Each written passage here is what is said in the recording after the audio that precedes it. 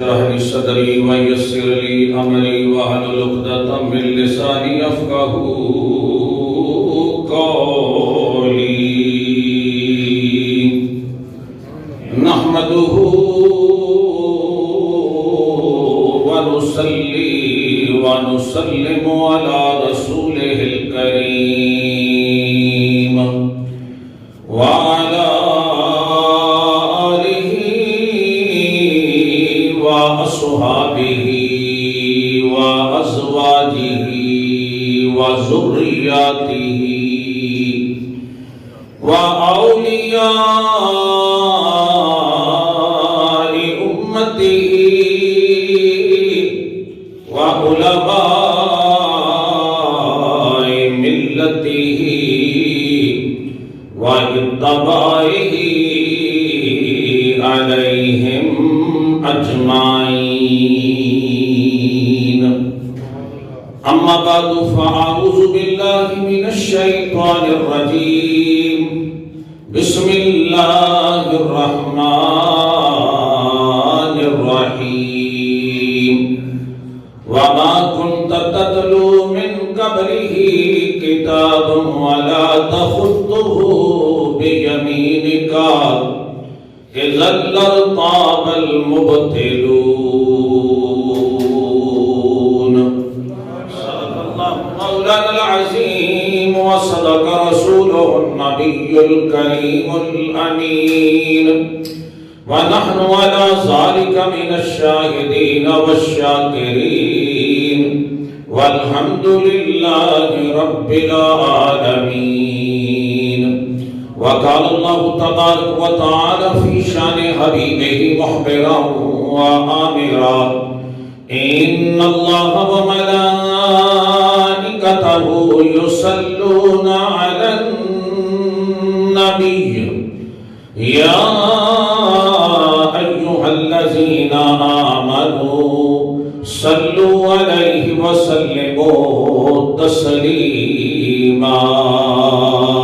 محبت سے پڑھیے صلی اللہ علیہ یا رسول اللہ وعلا آلک وصحابک یا حبیب اللہ. دروشی محبت سے پڑھیں صلی اللہ علیہ یا رسول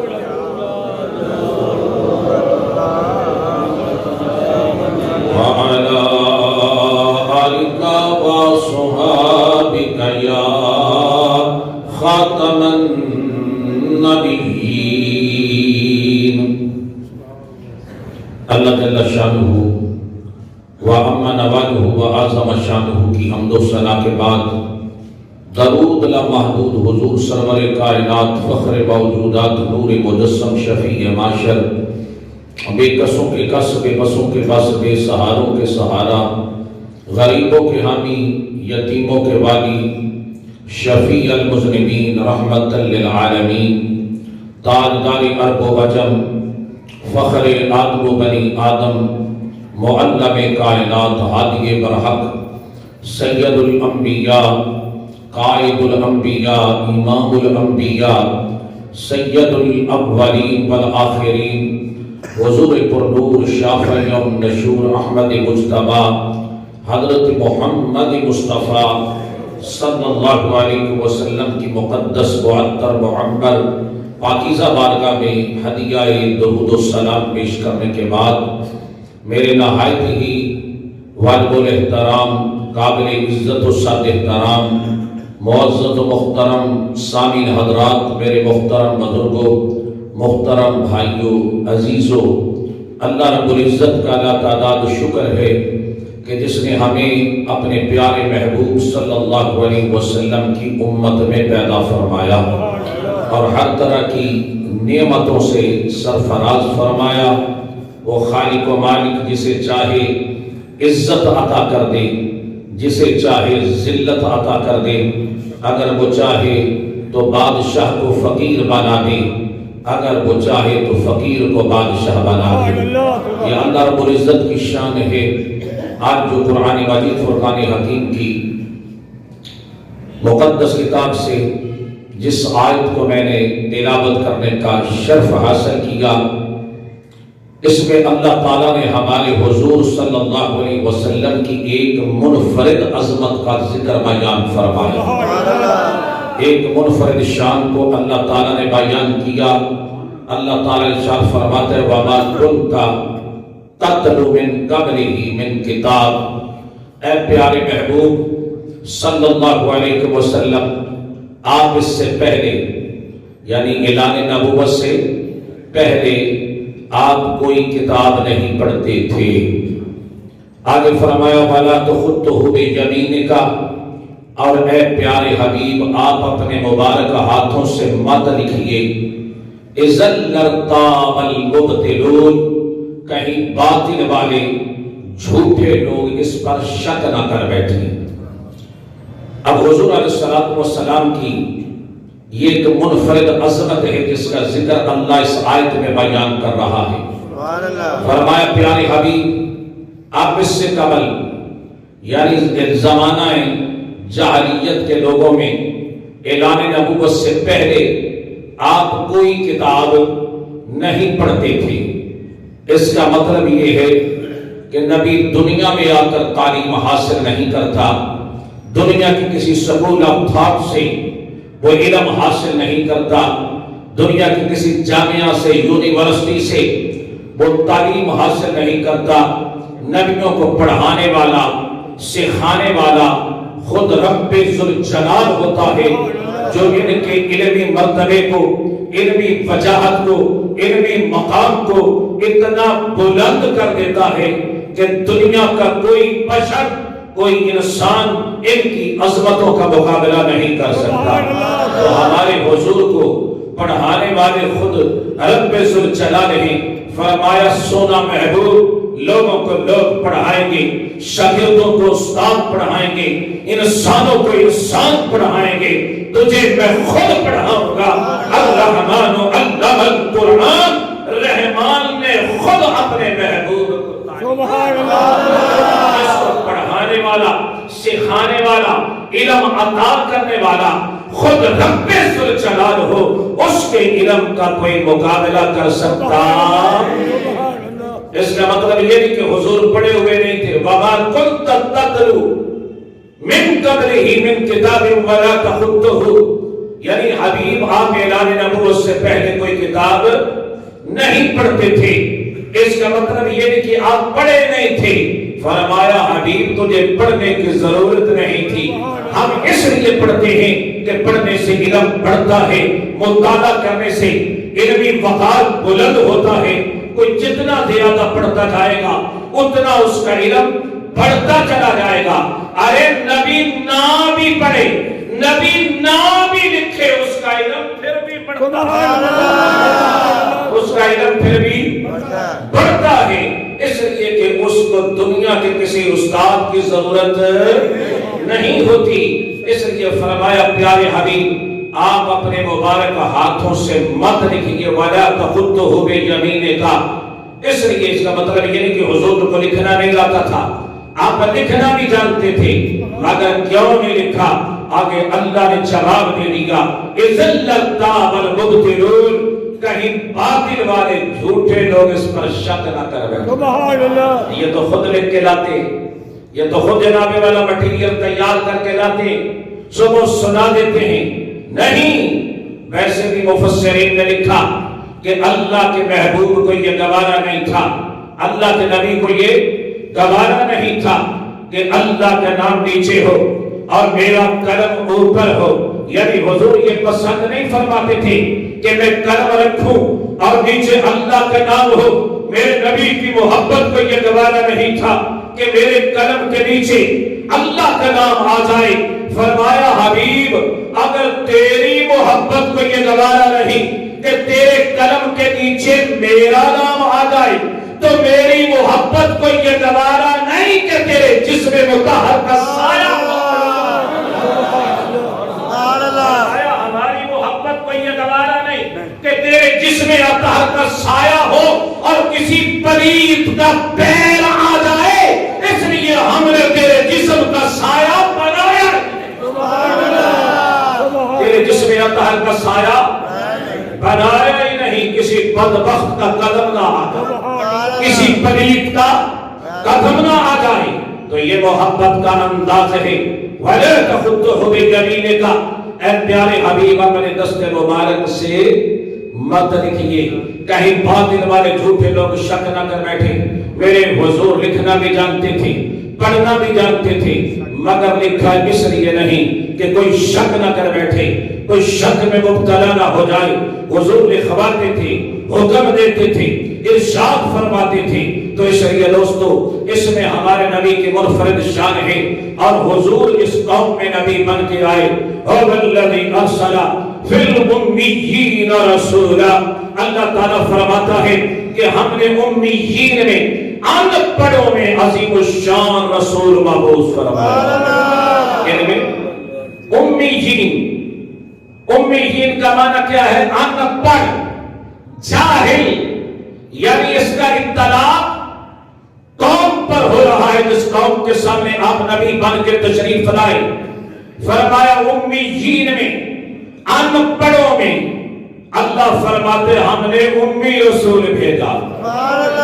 اب لفظ بظاہر ایک جیسے ہیں، مگر نسبتوں سے معنی بدل جاتا ہے۔ یہاں امیین سے مراد ان پڑھ ہے کہ جس قوم سے آپ کا واسطہ پڑا، جس قوم کے لیے آپ کو بھیجا گیا، وہ ان پڑھ تھے، جاہل تھے، اس کا اطلاق ان پہ ہوتا ہے۔ امی کا مطلب ہے کہ جو کسی سے پڑھا نہ ہو، اور جس کو اللہ نے پڑھا کے بھیجا ہو، اسے امی کہا جاتا ہے۔ وہ فرماتے پیار سونے نے کیتا تے چمکن پہ،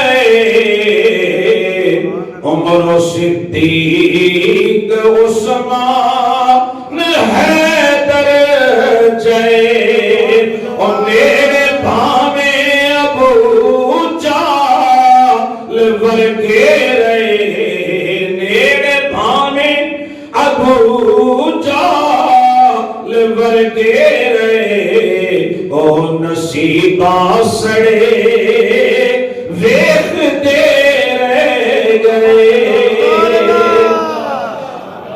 ایسی بولی سی امی اور نبی پاک دی، سب کتاباں پڑھے ویخ دے رہ گئے۔ ایسی بولی سی امی، نبی پاک دی، سب کتاباں پڑھے ویخ دے رہ گئے۔ آلہ حضرت فرماتے تیرے آگے یوں ہیں دبے لجے فصحاء عرب کے بڑے بڑے، کوئی جانے منہ میں زبان نہیں بلکہ جسم میں۔ سبحان اللہ۔ بڑے بڑے پڑھاکو خاں اور بڑے بڑے فلاسفر اور بڑے بڑے پڑھے لکھے لوگ جب میرے حضور کے سامنے آتے ایسے ہو جاتے، سبحان اللہ، بے جان لاشیں پڑے۔ سبحان اللہ۔ کوئی جانے منہ میں زبان نہیں بلکہ جسم میں جان ہے، ساکت ہو جاتی۔ میرے حضور کے سامنے کسی کو دم مارنے کی جرت نہ ہوتی، اس لیے فرمایا ہم نے امیین میں امی رسول بھیجا، عظیم الشان رسول مبعوث فرمایا۔ اب ہمارے نبی کو جو قوم ملی، ان پڑھ، جاہل، اور جو سب سے پہلے ملے جیسے عمر بن خطاب، اونٹ چرانے والے، حضرت عبداللہ بن مسعود، ابو جہل کی بھیڑ بکریاں چرانے والے، حضرت ابو ہریرہ بلیوں سے کھیلنے والے۔ یعنی جو بندے ملے، ان پڑھ کوئی اونٹ چرانے والا، کوئی بھیڑ بکریاں چرانے والا، کوئی بلیوں سے کھیلنے والا، مگر جب نگاہ مصطفیٰ سبحان اللہ، جب حضور نے نگاہ سبحان اللہ محبت سے تکا، سبحان اللہ، جس طرف اٹھ گئی، سبحان اللہ، پھر جس طرف اٹھ گئی، تب میں دم آ گیا، تب میں ایسی قدر عنایت پہ لاکھوں سلام۔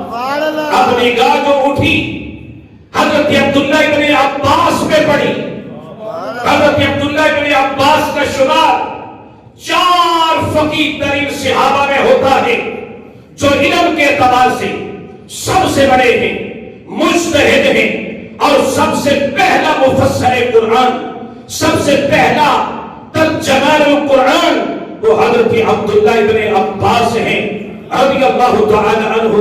ان کا بچپن کا زمانہ حضور علیہ السلام کے پاس کھیل رہے تھے جیسے بچہ کھیلتا ہے، کبھی سرکار کے آگے سے گزر جاتے، کبھی پیچھے سے گزر جاتے، کبھی دائیں سے گزر جاتے، کبھی بائیں سے گزر جاتے۔ حضور علیہ السلام نے جب ان کو دیکھا دریائے رحمت جوش پر آ گیا۔ جب میرے نبی کا دریائے رحمت جوش پر آتا ہے، یہ بھی آج میرا جملہ سن لو، شاید زندگی میں پہلی مرتبہ عرض کرنے لگا ہوں کہ نبی جب موج پر آتا ہے تو پھر نبی عطا کرتا ہے۔ محبت سے کہو سبحان اللہ، اور محبت سے بولو سبحان اللہ۔ یعنی دوبارہ رپیٹ کر دوں کہ نبی جب موج پر آتا ہے تو پھر عطا کرتا ہے۔ حضرت عبداللہ ابن عباس حضور کے سامنے کھیل رہے ہیں، کبھی آگے گزرتے، کبھی پیچھے سے گزرتے، میرے نبی نے بازو سے پکڑا، محبت سے کہو سبحان اللہ، بازو سے پکڑ کر حضور نے گود میں لے لیا، گود میں بٹھا کر ہاتھ اٹھا دیے، اللہم علمہ الکتاب والحکمہ، اے اللہ عبداللہ ابن عباس کو علم و حکمت کے خزانے عطا فرما دے۔ اب میرے نبی کی دعا کا اثر دیکھئے کہ عبداللہ ابن عباس کو اللہ نے علم و عرفان کے خزانے عطا فرما دیے۔ سب سے پہلا ترجمان القرآن، سب سے پہلا قرآن کا مفسر حضرت عبداللہ ابن عباس۔ سبحان اللہ۔ کالج سے لیا تھا، یونیورسٹی سے لیا تھا، یا کسی ادارے سے لیا تھا، یہ علم کہاں سے ملا تھا؟ نگاہ مصطفیٰ سے ملا، حضور کی نگاہ سے ملا۔ آئیے اسی طرح حضرت ابو ہریرہ رضی اللہ تعالی عنہ حضور کے صحابی ایک دن دربار مصطفیٰ میں حاضر ہوئے، عرض کی یا رسول اللہ صلی اللہ علیہ وسلم میرا حافظہ کمزور ہے۔ کیا عرض کی میرا دماغ حافظہ کمزور ہے، بہت ساری ایمان افروز آپ کی باتیں سنتا ہوں، آپ کے ارشادات سنتا ہوں، مگر وہ حافظے میں محفوظ نہیں ہوتے، بھول جاتا ہوں۔ حضور کیا ہوتا ہے جب قیمتی باتیں بھول جاتی ہیں تو مجھے بڑا افسوس ہوتا ہے، غم ہوتا ہے کہ اتنی قیمتی باتیں بھول گیا۔ عرض کی حضور ایسے کرو نا کہ دعا کرو اللہ میرا حافظہ مضبوط فرما دے، تیز کر دے، حافظے میں قوت عطا فرما دے۔ اب سنو، میں کیا وہابی جی اگر حضور سے مانگنا شرک ہوتا، سوال کرنا وہابی جی حضور سے ادب سے نام لے رہے ہیں نا وہابی جی کا، کہتے نبی سے مانگنا سوال کرنا بدعت ہے، شرک ہے، اللہ سے مانگو۔ میں کہتے ابو ہریرہ کو یہ پتہ نہیں تھا؟ سمجھ میں جا رہی ہے؟ تھوڑی اگلی بھی جا رہی ہے کیا ابو ہریرہ کو علم نہیں تھا؟ باؤ جی حاجی احسان صاحب کیا علم نہیں تھا؟ حضرت ابو ہریرہ کو کس سے مانگنا ہے؟ میں کیا کر رہا ہوں؟ مجھے تو اللہ سے حافظے کی دعا کرنی چاہیے، مگر وہ دربار مصطفیٰ میں کھڑے ہیں، عرض کر رہے یا رسول اللہ صلی اللہ علیہ وسلم میرا حافظہ کمزور ہو گیا ہے، آپ کی حدیثیں سنتا ہوں بھول جاتا ہوں، بڑا افسوس ہوتا ہے، حضور دعا فرمائیں۔ آگے سے میری سرکار نے یہ نہیں کہا کہ ابو ہریرہ میں کیا کر سکتا ہوں، کسی ڈاکٹر کے پاس جاؤ، کسی اسپیشلسٹ کے پاس جاؤ، کسی نیورو سرجن کے پاس جاؤ، کسی دماغ کے ڈاکٹر کے پاس جاؤ، وہاں سے جا کر علاج کرواؤ۔ میرے نبی نے یہ نہیں فرمایا، میرے حضور نے فرمایا وَبُسُّطْ رِدَائِكَ يَا أَبُو هُرَيْرَةَ، فرمایا چادر بچھا دے، سبحان اللہ۔ اب حضور آئے جوش پر، سبحان اللہ، رحمت ہے موج پر، سبحان اللہ، چادر بچھا دو۔ اور ستری دھارے کہ یا ابو ہریرہ چادر بچھا. چھوٹا موٹا کپڑا نہیں، اے میرا ہے رومال. باؤ لاڈا کی چادر ہوتی ہے بڑی، سردیوں میں مانتے ہیں بکل. غصہ فرمایا چادر بچھا.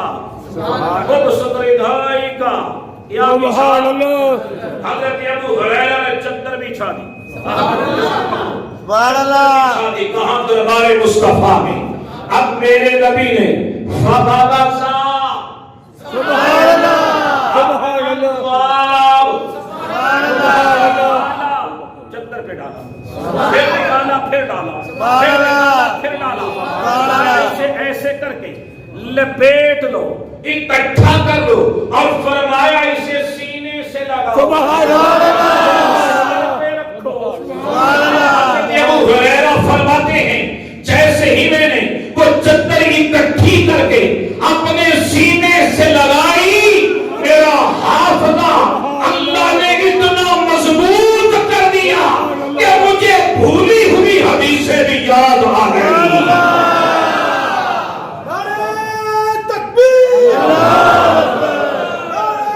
محبت سے جواب دے.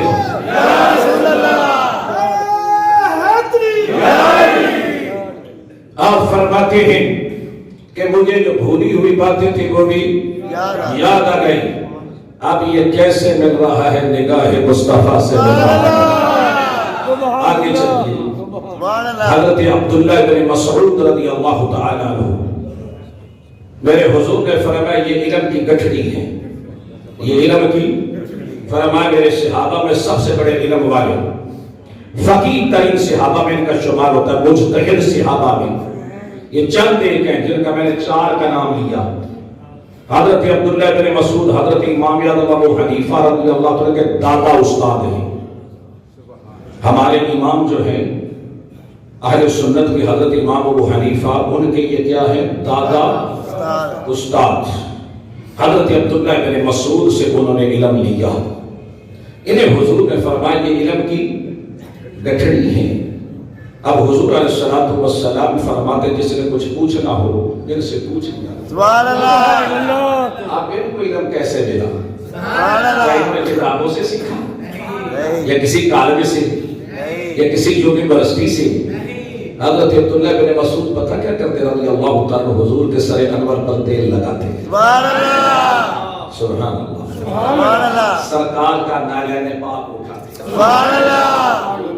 تشریف لے جاتے کسی مجلس میں محفل میں تو یہ حضور کا نالین پاک اٹھاتے ایسے کر کے دونوں جوڑ کے سینے سے لگا کے سبحان اللہ اپنے سینے سے لگا کے ڈاکٹر صاحب بیٹھ جاتے اور حضور کا در رحمت جوش بنا کے سبحان اللہ یہ میری خدمت کرتا ہے.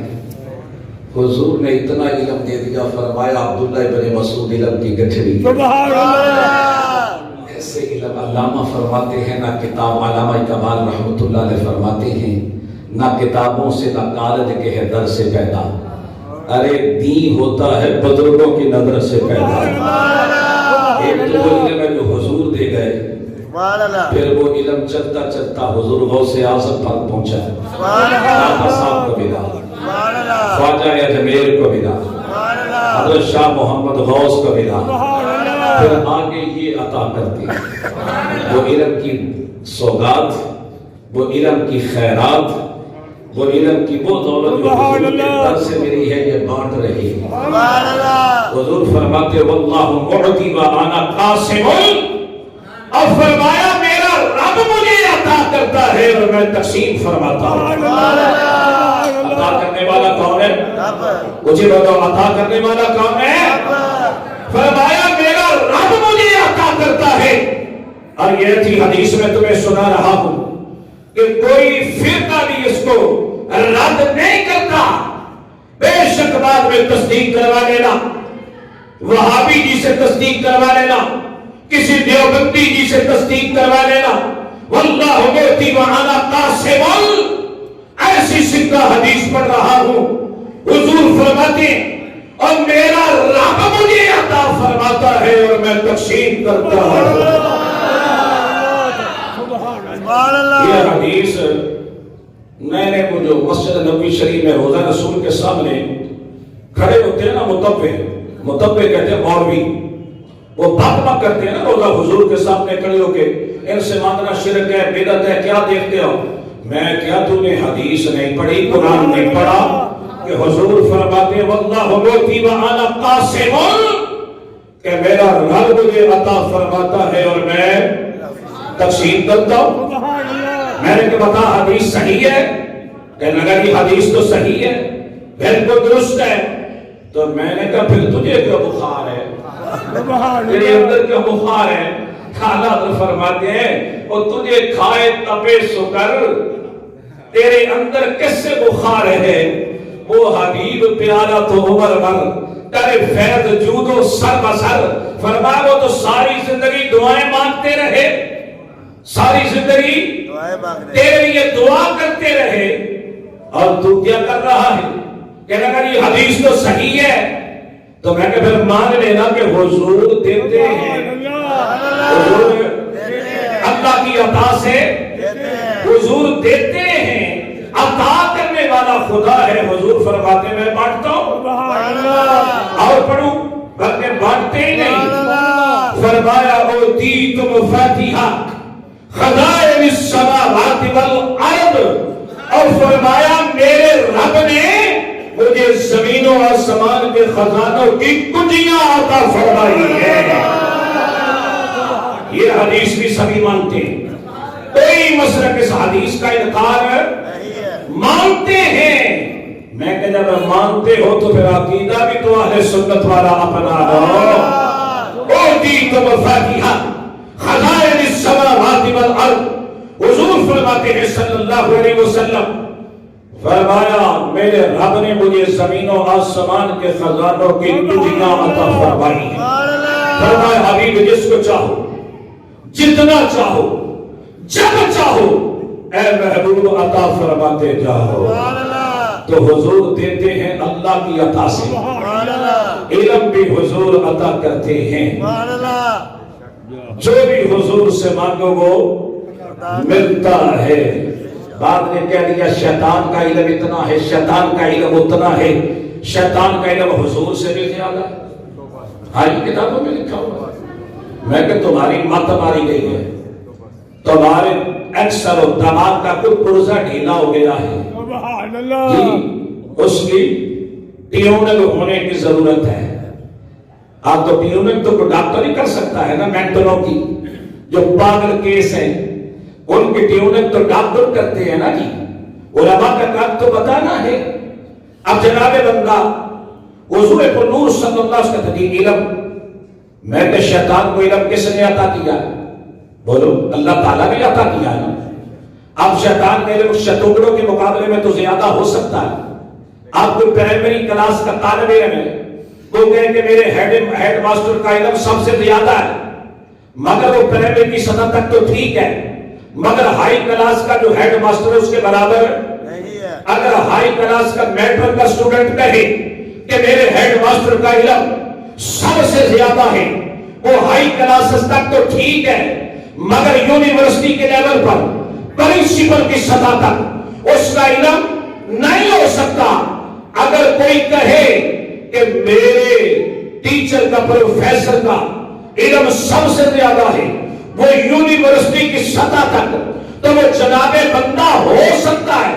میں کہ اسی طرح پرائمری کے سٹوڈنٹ کے ہیڈ ماسٹر کا علم پرائمری لیول تک تو ٹھیک ہے، ہائی سکول کے ہیڈ ماسٹر کا علم ہائی سکول کی کلاس تک تو ٹھیک ہے، یونیورسٹی کے کسی پروفیسر کا علم اور یونیورسٹی لیول تک تو ٹھیک ہے، اور شیطان کا علم اور شیطان کے شتوکڑوں سے زیادہ ہو سکتا ہے، مگر میرے نبی کا علم وہ ہے جو اللہ نے عطا فرمایا ہے۔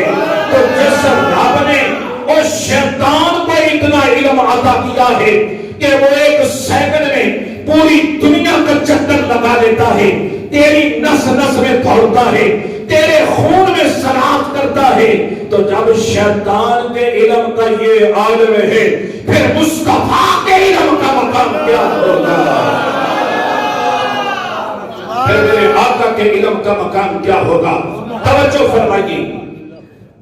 اب شیطان میرے حضور نے فرمایا الشیطان یفر من ظل عمر.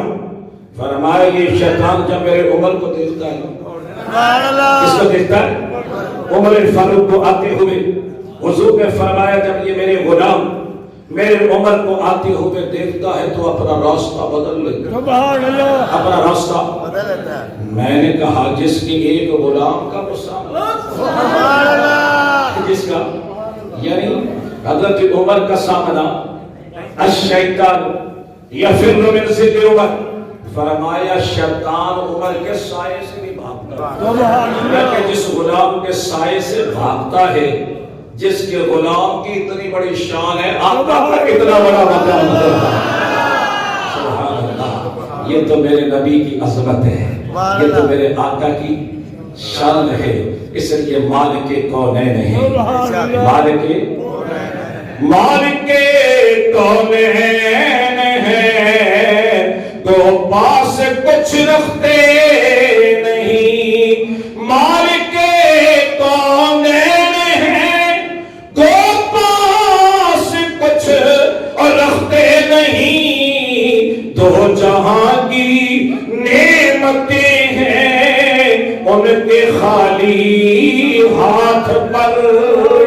لا ورب العرش جس کو اور جو ملا ان سے ملا. سر پر لا ورب العرش جس کو جو ملا ان سے ملا. بھٹتی ہے کونین میں، بھٹتی ہے کونین میں نعمت رسول اللہ کی. بھٹتی ہے کونین میں نعمت رسول اللہ کی. حضور کا صدقہ بٹ رہا ہے، حضور کے در کی خیرات مل رہی ہے.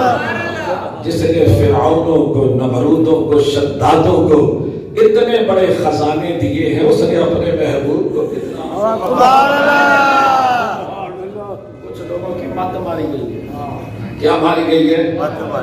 پتہ چلا علم بھی ملتا ہے تو حضور کے در سے ملتا ہے. جتنا ان کے قدموں کے قریب ہو جائے اتنا ہی زیادہ علم ملتا ہے. ایک قریب میرے پاس پہنچا گزشتہ دنوں، مولانا طارق جمیل صاحب جن کا جوان سر بیٹا خودکشی کر کے فوت ہو گیا تھا، تو لوگوں نے اس پر بڑے حملے کیے. اس نے جنازے کے بعد کیا مانگی؟ دعا مانگی. ان کے مسلک میں مانگنی جائز مجھے بولو. جسے دیوبندی مکتبہ فکر کو ریپرزینٹ کرتے ہیں وہاں دعا، تو اس نے جنازے کے بعد مانگی. چونکہ اپنا بیٹا تھا یا کسی بڑے کی ماں مر جائے تو وہاں مانگ دیتے، چھوٹے موٹے کی مر جائے تو وہاں. یہاں پتہ کہ تھپو ملنا ہے وہاں دعا. اب وہ لمبی لسٹ ہے، آپ کو پتہ ہے کہاں کہاں مولانا نے دعائیں مانگی. ہاں جی، یہ آپ جانتے ہیں نا. تو جب بیٹا مرا تو انہوں نے دعا مانگی اور ساتھ اعلان بھی کیا کہ تیجے کا ختم بھی ہوگا، قرآن خوانی بھی ویڈیو ہے، کیا ہوگی. تو اس پر اس کے مولوی جو تھے انہوں نے بڑی یلغار کی کہ تو تے ساڈا پٹھا ہی پا چھڑیا، ساڈا بیڑا ہی کر کے کر دیتا ہے. ساری زندگی تو ہماری ترجمانی کرتا رہا، اب تجھے کیا ہو گیا ہے؟ وہ سنتا رہا. لوگوں نے اس کو توپوں کا رخ جو تھا وہ اس کی طرف کیا، ہماروں نے بھی اور ان کے بھی.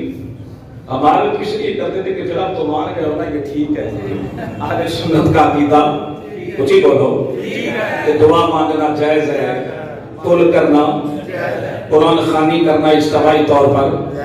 تو وہ کہنے لگا، بعد میں اس نے کلپ ریکارڈ کر پچھلے سے پچھلے جمعے تقریر کے دوران کہ میری جماعت کے مفتیوں نے، چھوٹے چھوٹے مفتیوں نے مجھے بڑا دکھ دیا، میرے زخموں پر نمک چھڑکا، مرچیں چھڑکی، میرے صدمے کو بڑھایا، میری تکلیف کو اضافہ کیا. میرا جوان بیٹا مر گیا، انہوں نے مجھ پر نمک پاشی کی. کیا اجتماعی قرآن پڑھنا، دعا مانگنا قبر پہ جا کے کیا یہ گناہ ہے؟ یعنی یہ وہ کہنے لگا. اور اس نے کہا ان مولویوں نے علم پڑھا ہے کتابوں سے. آگے جو اس نے جملے کہے نا آن دی ریکارڈ بات کر رہا، ویڈیو ہے. اس نے کہا علم کتابوں سے نہیں ملتا، علم ولیوں کی صحبت سے ملتا ہے۔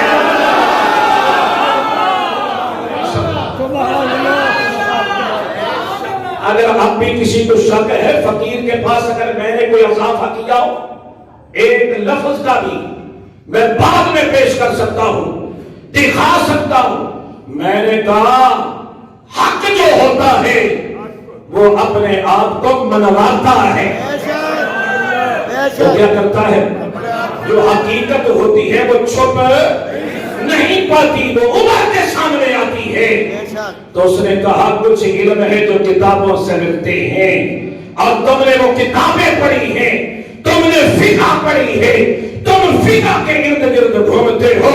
اس نے کہا علم تو صالحین کی صحبت سے ملتا ہے، بزرگوں کی مجلس سے ملتا ہے۔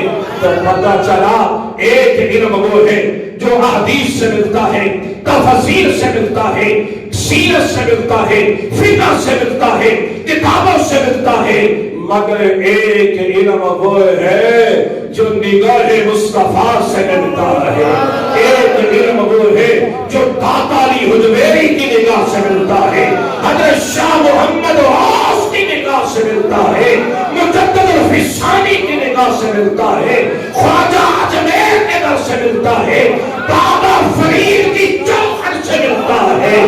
ایک علم وہ ہے جو حضرت ابو الحسن خرقانی کے در سے ملتا ہے، بہاءالدین بستانی کے در سے ملتا ہے، سری سختی کے در سے ملتا ہے، حضور غوث اعظم سیدنا عبد القادر جیلانی کی جوہر سے ملتا ہے۔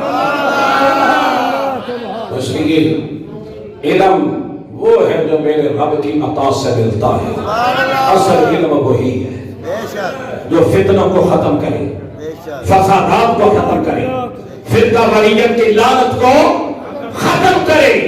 علم وہ ہے جو حضور کی امت کو جوڑ دے، نفرتوں کو مٹا دے۔ وہ ایک ہی راستہ ہے، وہ اللہ والوں کا راستہ ہے، وہ صوفیہ کا راستہ ہے۔ یہ کسی کے ساتھ مجادلہ نہیں کرتے، مناظرہ نہیں کرتے، جنگ و جدل نہیں کرتے، یہ اپنے شرمی انداز سے، یہ محبت بھرے انداز سے لوگوں کو گرویدہ بنا دیتے، یہ نگاہوں سے پلا دیتے، ان کے بول اتنے عظیم ہوتے ہیں، ان کے جملے اتنے پیارے ہوتے ہیں کہ دلوں میں اترتے چلے جاتے ہیں۔ میرے پیچھے بہت بڑا خزانہ ہے، میرے پیچھے بڑے گودام ہیں، ایک نہیں بڑے بڑے گودام۔ لوگوں کے پاس تو مال کے گودام ہوتے ہیں نا، ہاں کسی کے پاس چینی کا گودام ہے، کسی کے پاس چاولوں کے گودام ہے، کسی کے پاس منڈی میں رہتے ہیں دالوں کے گودام ہیں، مرچوں کے گودام ہیں، ہاں جی بڑے بڑے گودام بھرے ہوئے، کیمیکل کے گودام ہیں۔ میں کہ کیمیکل والے کہ ہمارا نام نہیں لیا، کیمیکل کے بڑے بڑے گودام ہے۔ میں کہ فقیر کے پاس تو جو گودام ہے نا وہ علم و عرفان کے گودام ہے۔ میں نے گٹھلی کھولی ہی نہیں، تجبری کھولی ہی نہیں، کیونکہ مجھے احساس ہے آج ہمارے علاقے کی بڑی عظیم سیاسی شخصیت محترم جناب محمود اختر بٹ صاحب بڑے پیارے انسان ہیں، لوگوں کے دکھ سکھ میں شامل ہوتے ہیں، محبت سے ملنے والا انسان ہے۔ ان کی والدہ صاحبہ کا وصال ہو گیا، رات وہ قضاء الہی سے وفات پا گئی۔ ان کی فرضوں کے بعد ہم نے نماز جنازہ ادا کرنی ہے جمعے کی نماز کے بعد، تو اللہ تعالیٰ ان کو صبر جمیل عطا فرمائے، ان کے برادران کو صبر جمیل عطا فرمائے۔ یہ لوگوں کے دکھوں میں شامل ہوتے ہیں، تکلیفوں میں شامل ہوتے ہیں، خوشیوں غمیوں میں شامل ہوتے ہیں۔ ہم ان کے ساتھ غم بانٹتے ہیں، ان کے ساتھ اظہار غم کرتے ہیں کہ اللہ تعالیٰ ان کو یہ صدمہ، ماں کا بڑا مقام ہے، ماں کی بڑی شان ہے۔ حضرت موسیٰ علیہ السلام جب کوہ طور پہ جاتے تھے نا تو پیچھے ماں ہاتھ اٹھا کے دعا مانگتی تھی، یا اللہ میرے موسیٰ علیہ السلام کی طبیعت میں جلالی بات ہے، جلالی تھی طبیعت میں، ذرا جلال تھا، یا اللہ اس سے نرمی فرمانا۔ کیا کرنا، ماں پیچھے دعائیں مانگتی تھی۔ جب والدہ صاحبہ کا وصال ہو گیا فرمایا موسیٰ اب ذرا سنبھل کے آنا، اب ذرا ہوش کے ساتھ آنا، وہ جو تیرے پیچھے دعائیں مانگنے والی تھی اب وہ دنیا میں نہیں رہی۔ یہ بہت بڑی اللہ کی نعمت، بہت بڑا اللہ کا انعام۔ ماں جو ہے اس کا نعم البدر ہے، وہ چاہے کسی ولی کی ماں ہو، کسی گناہگار کی ماں ہو، ارے ماں تو ماں ہوتی ہے۔ ماں کے بچے گناہگار بھی ہوں وہ پھر بھی کہتی ہے، پردے ڈالتی ہے، میرا بچہ تو ایسا نہیں ہے، میرا بچہ تو اچھا ہے، تابعہ دار ہے، فرما بردار ہے۔ اللہ تعالیٰ نے ماں کے دل کے اندر بڑی وسعت رکھی ہے، بڑی محبت رکھی ہے، بڑی نرمی رکھی ہے۔ تو بہرحال وہ تو بچھڑ گئی، دنیا سے تشریف لے کر اللہ تعالیٰ کو صبر دے، حوصلہ دے، استقامت دے، صبر بھی دے اور اجر بھی عطا فرمائے۔ وآخر دعوانا الحمدللہ۔